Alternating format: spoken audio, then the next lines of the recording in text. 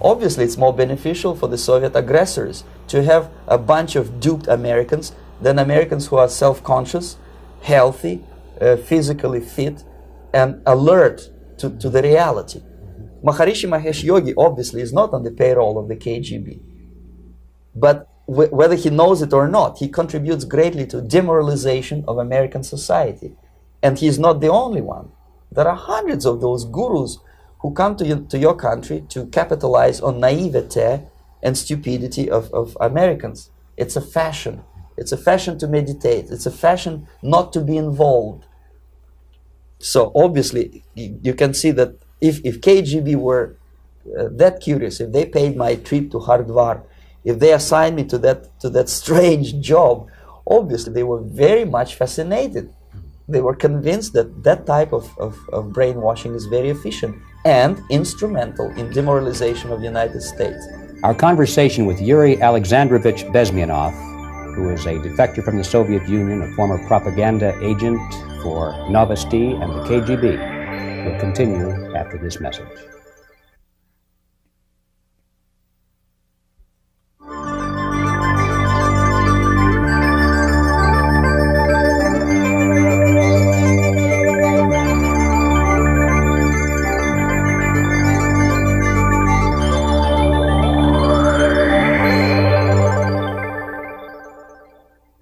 This picture shows the part of the building of USSR embassy and my supervisors. On the left is Comrade Mehdi, an Indian communist, and on the right, Comrade Mitrokhin, my supervisors in the secret department of research and counter-propaganda.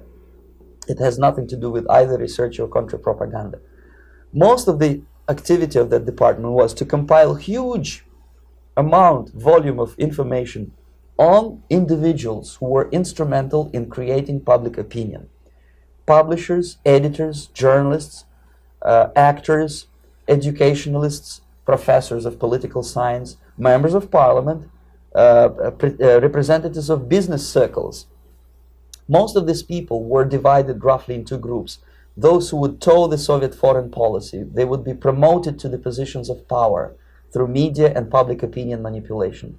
Those who refused the Soviet influence in their own country would be character assassinated or executed physically come revolution. Same way as in the small town of Hue in South Vietnam, several thousands of Vietnamese were executed in one night when the city was captured by Viet Cong for only 2 days.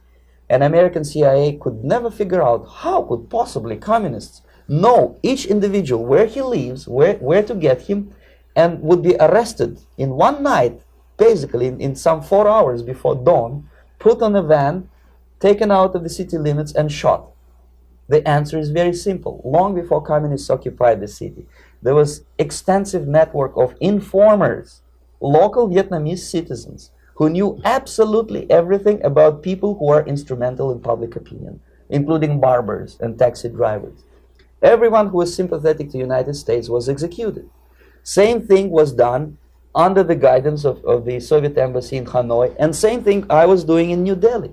To my horror, I discovered that in the files where people were doomed to execution, there were names of pro-Soviet journalists with whom I was personally friendly. Pro-Soviet? Yes.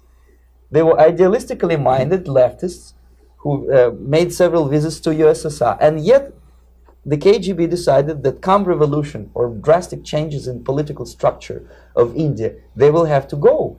Why is that? Because they know too much.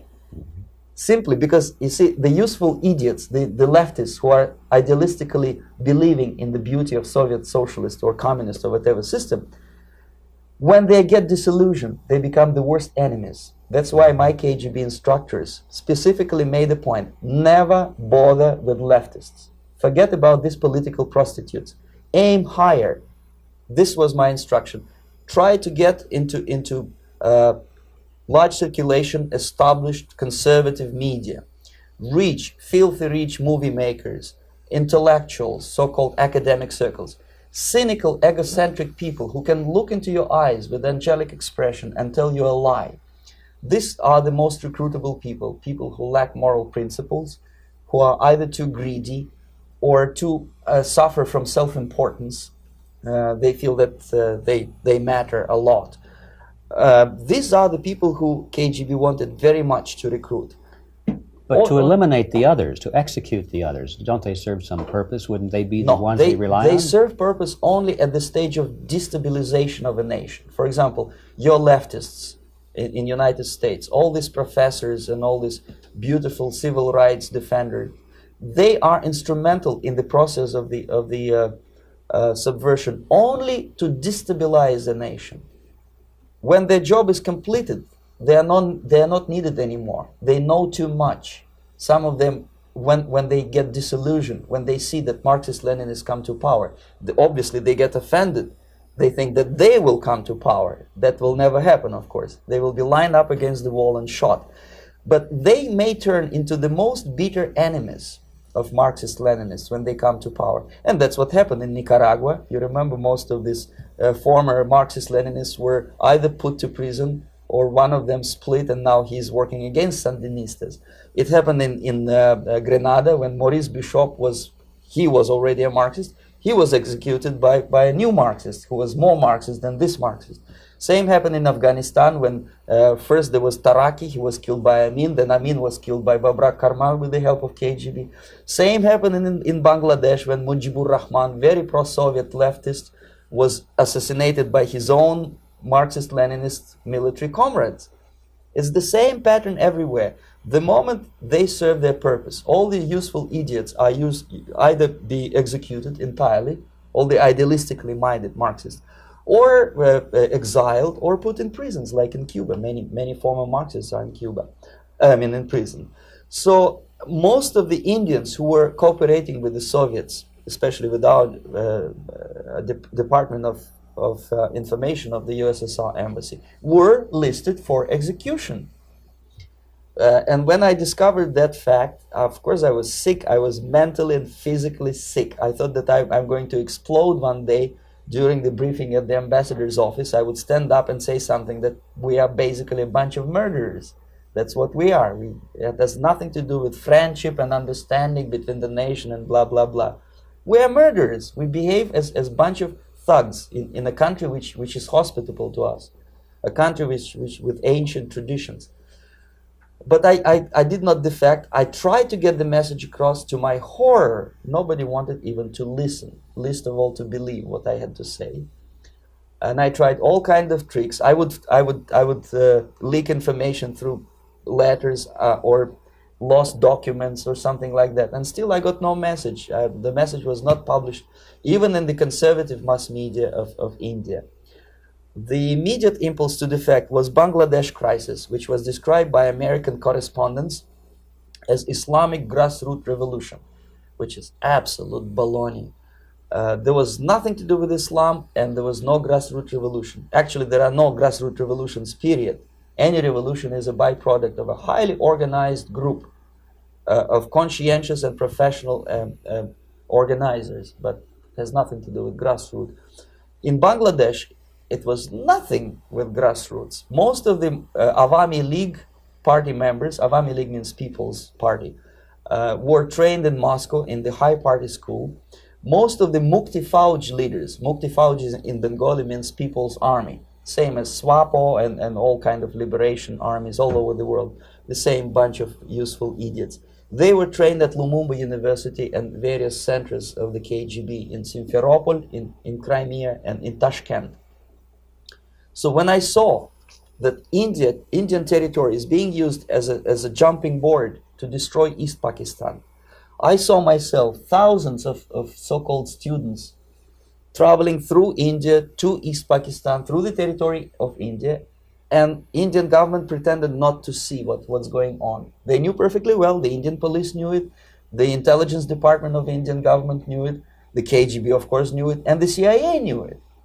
That was most infuriating, because when I defected and I explained to the CIA debriefers they should watch out because East Pakistan is going to erupt any moment, they said I was reading too many James Bond novels.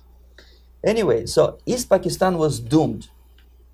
One of my colleagues in the Soviet consulate in Calcutta, when he was dead drunk, he ventured into the basement to relieve himself, and he found big boxes which said printed matter to Dhaka University. Dhaka is the capital of East Pakistan. And since he was drunk and curious, he opened one of the boxes and he discovered not printed matter. He discovered Kalashnikov guns and ammunition in there. Anyway, it's a long story. When I saw the preparations for the invasion into East Pakistan, obviously I wanted to defect immediately. The only thing I couldn't at that time make up my mind when and where and how. One of the reasons, of course, you see, I was in love with India. I mentioned that before.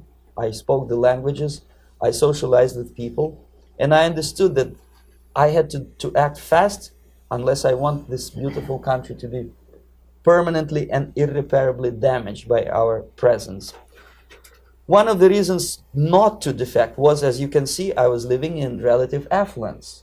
Who the hell in the normal mind would defect and do what? To be abused by your media, to be called McCarthyist and fascist and paranoid? Or to drive a taxi in New York City? What for? What the hell for should I defect? To be abused by Americans? To be insulted in exchange for my effort to bring the truthful information about impending danger of subversion? As you can see, I was living in quite a comfortable conditions next to swimming pool, where Indians were not allowed, by the way. I was highly paid expert in propaganda. I had my family. I was respected by my nation. My career was cloudless. The third reason, how to defect with the family.